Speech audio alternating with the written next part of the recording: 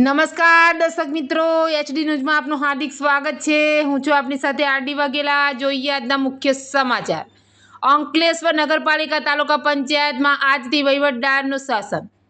અંકલેશ્વર નગરપાલિકા તાલુકા પંચાયત અને હાસોટ તાલુકા પંચાયતની 5 વર્ષની મુદત પૂર્ણ થતાં અંકલેશ્વરના પ્રાંત અધિકારી ભવદીસિંહ જાડેજાએ આજ રોજ વહીવટદાર તરીકે ચાર્જ સંભાળ્યો હતો અને પાલિકા અને તાલુકા પંચાયતના વિવિધ વિભાગોના કર્મચારીઓની મુલાકાત લીધી હતી।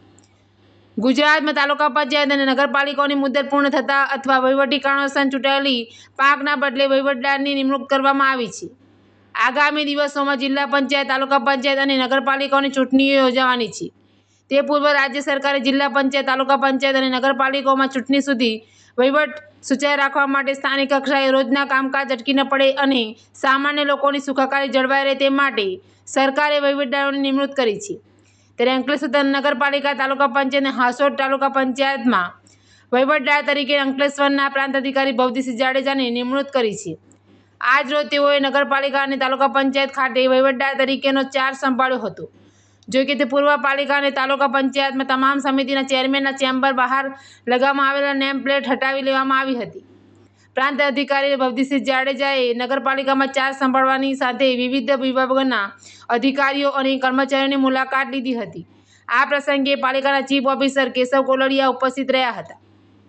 એચડી ન્યૂઝ સાથે રિપોર્ટ જયેશ પ્રજાપતિ, અંકલેશ્વર।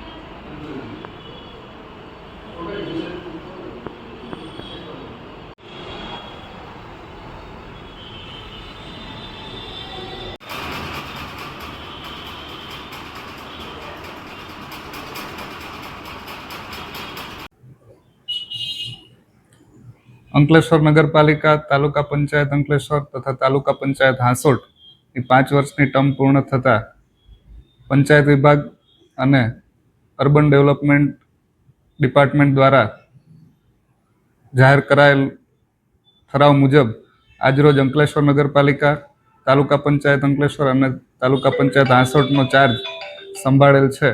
અગાઉના સમયમાં ઇલેક્શનની જાહેરાત થવા જઈ રહી છે, તેને અનુલક્ષીને આ સરકારશ્રી દ્વારા હુકમ થયેલ છે। Thank you.